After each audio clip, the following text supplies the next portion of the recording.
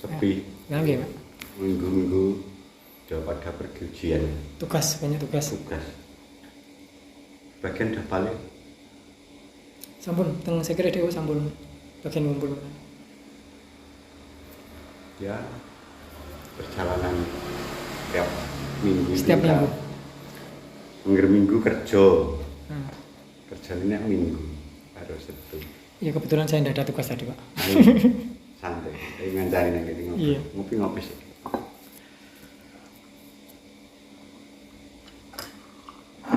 Kadang-kadang ya kangen, Pak, dengan di lapangan, kangen. Suasana belajar mengajar itu ngangen nih. Teringat ketika masih anggota dulu. Kak, angkatannya jenengan wong piro?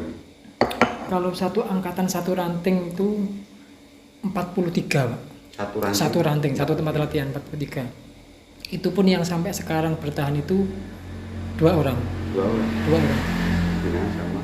Sama Mas Mualim dari sekarang di Serang Banten itu. Oh, iya di Itu satu angkatan dengan saya. Oh. Tahun 2012 saya masuk TM-nya. Berarti masuk dalam ya? Udah lama. 10 tahun. 10 tahun. Nah, dulu belajar itu latihan itu 1 minggu itu hampir full, Pak.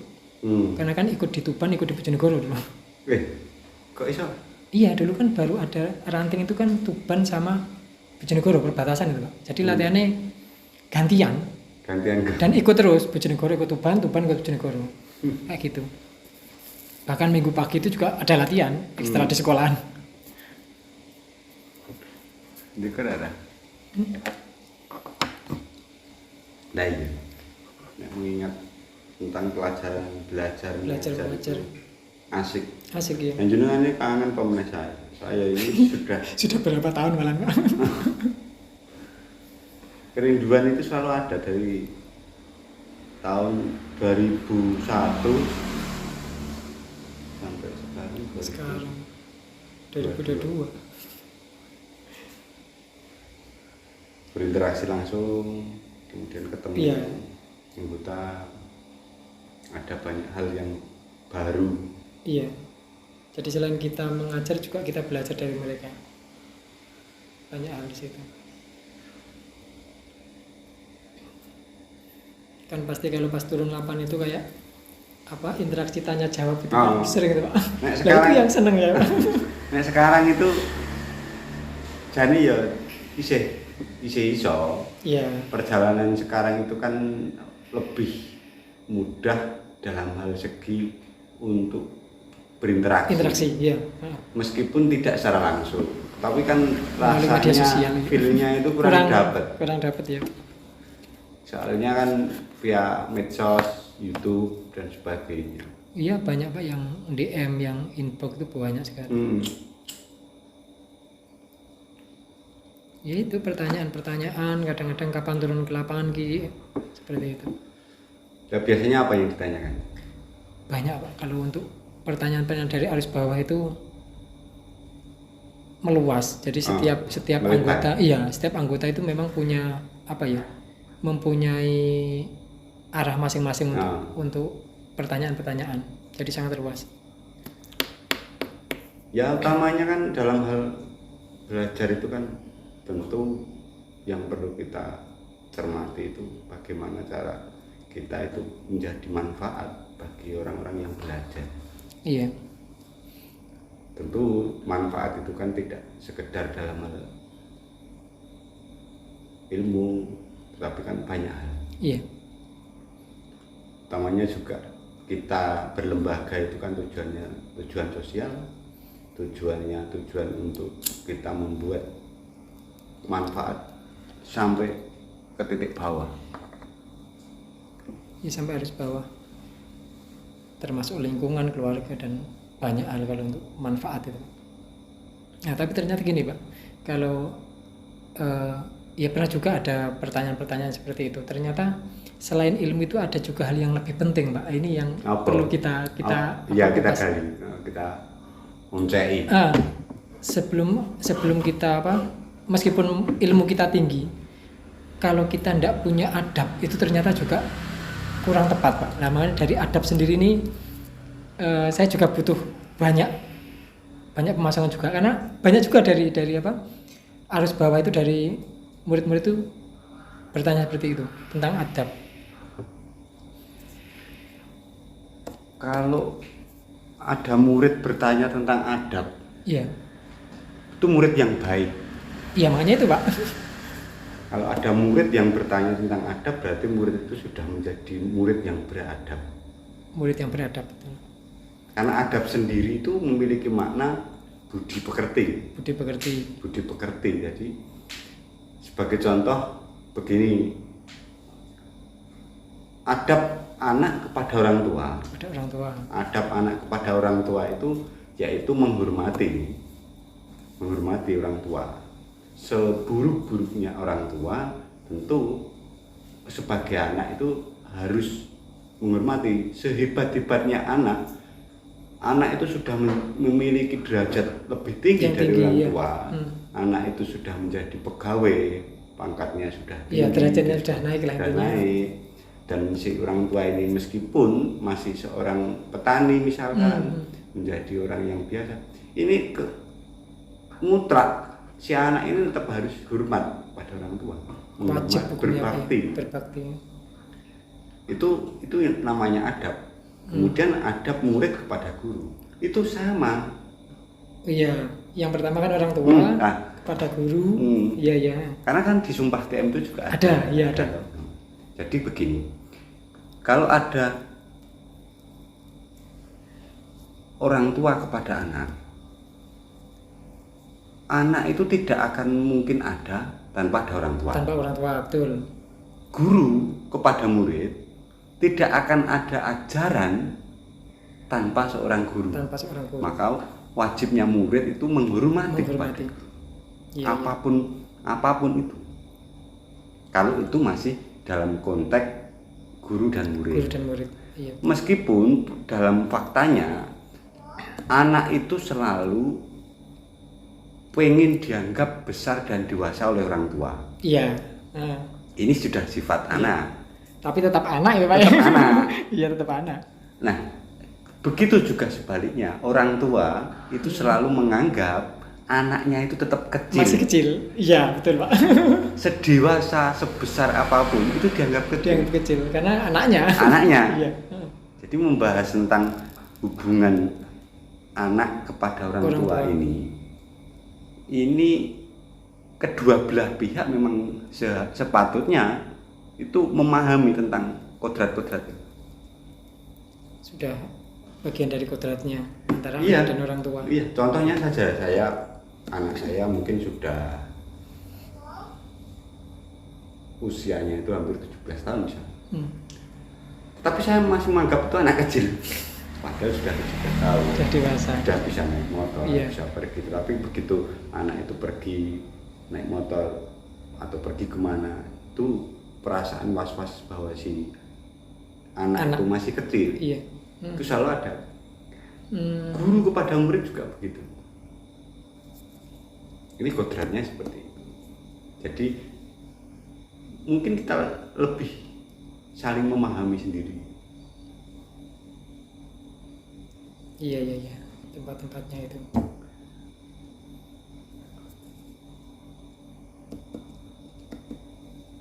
Adab. Makanya kan lebih diutamakan daripada ilmu ya. Jadi adab dulu baru ilmu. Adab dulu baru ilmu. Iya. Kalau wong Jawa kan apa nek ngarani andap asor. Terusan apa? Apa ya bahasa Jawane itu? Unggah-ungguh, sopan santun itu kan lebih diutamakan. Ya, begini. Si adab itu sendiri juga ilmu. Si adab sendiri itu juga ilmu ya? Si adab itu ilmu. Iya. Ada murid yang belum beradab, berarti murid itu belum berilmu. Belum memahami adab itu sendiri berarti Pak? Iya, belum memahami dan belum berilmu. Iya, baru paham saya Pak. Maka ketika untuk mendapatkan ilmu cukup beradab. Cukup beradab, ilmu itu pasti akan didapat. Dah ya. Berarti berjalan bersamaan ini Pak ya? Adab itu ilmu ya pasti toh.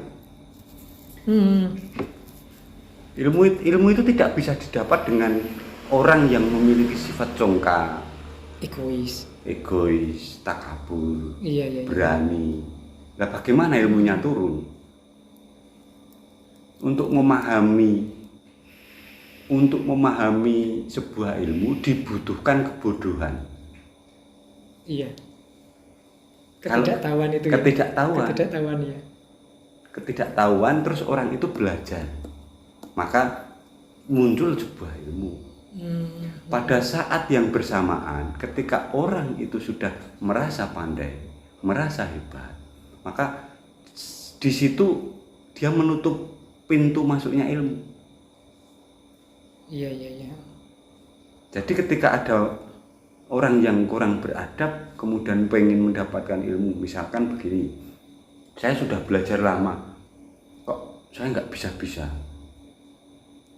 Bukan pelajarannya yang sulit diterima, tetapi mungkin saja orang itu menutup diri. Pintunya. Iya. Berarti pengaruh juga di adab tadi Pak ya berarti ya? Maksudnya untuk apa? Yang menutup pintu tersebut kan berarti pengaruh dari adabnya sendiri. Iya. Adab itu begini. Adab itu kalau kita memiliki adab, sopan santun, budi pekerti, baik kepada guru, baik kepada orang tua. Maka sekaligus saat itu juga tercerahkan, terbuka pintunya. Melihat hal kecil bisa jadi sebuah itu ilmu yang berharga. Menyadari saja tentang hal-hal yang sepele itu menjadi ilmu yang luar biasa. Iya. Jangan terlalu jauh kita berpikir begini begitu. Kalau kita memiliki kemampuan dan keilmuan, tentu adabnya itu secara otomatis juga akan baik. Bagaimana jadinya kalau orang itu pandai, hebat, kemudian tidak beradab? Itu muncul nanti apa? Egois Pak ya? Bukan sekedar egois, melainkan ilmunya itu belum mapan kepadanya. Karena diiringi ilmu itu pasti akan diiringi dengan pengalaman-pengalaman yang membuat adabnya menjadi lebih baik. Jadi bersamaan prosesnya tadi. Kemudian kalau kita itu memaksa kepada orang atau murid untuk beradab dulu sebelum berilmu, itu agak sulit juga. Tetap berjalan bersamaan. Makanya kan ada kata-kata kayak gini Pak, hormatilah orang lain maka kamu akan dihormati. Iya. Itu kan sama dengan adab juga Pak ya. Iya. Itu juga seperti halnya kita bertetangga, kemudian berinteraksi kepada rekan kerja, kepada orang-orang di sekitar kita. Kalau kita itu bersifat sombong, kemudian unggah-ungguh tidak ada. Kita datang kepada teman aja, mungkin teman kita menutup pintu. Iya, itu yang menjadi pintunya tertutup di situ berarti. Karena apa? Karena penting sekali kita menjalin sebuah hubungan itu dengan baik. Ada tamu datang, seyogianya ketika tamu itu pulang kita antarkan di depan pintu. Itu juga salah satu adab. Adab juga. Nah, budaya dan adab ini berbeda tentu di daerah masing-masing. Kalau kita di Jawa ini kan tentu sangat tinggi sekali adabnya, meninggikan sebuah unggah-ungguh namanya. Bahkan kalau mau lewat di depan orang pakai nyun sewu. Nah, semacam itu kan tidak ada mungkin di daerah lain. Biasa saja. Nah, itulah mungkin dalam istilah Jawa kita itu harus tentu memegang erat budaya-budaya. Padahal hal sepele Pak seperti itu. Kayak seperti itu loh Pak, lewat di depan orang yang lebih tua atau orang yang sama lah minta amit. Biasanya gitu. Nah itu sebuah adab. Nah itu kan kalau dilihat dari orang, dilihat dari luar, itu sebuah penghormatan kepada orang tua. Tetapi kalau dilihat dalam diri, orang yang melakukan itu adalah orang yang memiliki kesadaran penuh. Kesadaran diri, betul. Kesadaran diri tentang penuh. beradab tadi. Kalau orang sudah memiliki kesadaran diri, kesadaran penuh terhadap dirinya, itu mudah untuk menerima hal baru. Nah, yang disebut ilmu itu kan hal baru. Iya, sesuatu yang tidak tahu menjadi tahu. Nah, iya. Orang tidak bisa berjalan, belum bisa berjalan, kemudian lantas dia bisa berlari. Itu ilmu loh. Iya, proses perjalanannya. Iya. Iya, itu ilmu. Ilmu. Orang belum bisa berjalan tapi pengen berlari dulu. Nah ini kan orang-orang piye? Ya tipe. Iya. Tahu-tahu orang itu harusnya kalau berlari itu kan gantian kakinya kanan kiri. Kanan kiri. Ya kalau belum tahu kan bisa loncat dua-duanya. Kayak pocong. Berarti pada intinya adab dan ilmu itu harus berjalan berdampingan ya. Iya, kalau menurut saya adab itu sendiri ilmu. Adab itu sendiri ilmu. Adab itu bukan berdampingan tapi adab itu adab sendiri itu ilmu. Jadi kalau ingin mendapatkan ilmu yang lebih dan lebih, tentu belajarlah ilmu adab dulu. Karena ilmu adab itu sendiri kan maknanya budi pekerti. Budi pekerti itu kan sebuah kebaikan. Iya. Kalau bahasa Jawa budi kan rogo, budi badan. Budi itu laku baik. Laku dari raga ini yang baik. Laku baik. Budi pekerti, berarti lebih mengerti ke lelakunya. Makanya kan dari pelajaran bahasa Jawa, terus dalam bahasa Indonesia juga ada ini budi. Budi ini kan dikenal banyak orang. Iya. Itu mulai kelas 1 SD sudah ada, Pak. Iya. Budi pekerti. Ya simpel aja seperti itu. Kita kalau mempelajari tentang pengen belajar yang lebih itu kan memahami tentang konteksnya, kita pembelajaran tentang budi dulu, tentang kebaikan dulu. Iya. Nah, hampir malah begini kalau kita itu merasa sudah mampu, ngapain belajar? Itu munculnya malah kesombongan nanti. Pada akhirnya dia tidak mendapatkan ilmu baru. Iya. Sama halnya menutup tadi, Pak ya? Iya, menutup pintu ilmu masuk. Ilmu masuk, iya. Karena ilmu itu bisa masuk, dibutuhkan kesadaran diri, kerendah hatian, dibutuhkan kesadaran bahwa saya ini bodoh. Oh, bener itu. Saya ini butuh pengetahuan, butuh ilmu. Nah, itu namanya orang belajar. Nah, kalau sudah bisa berarti kan mengajari. Iya.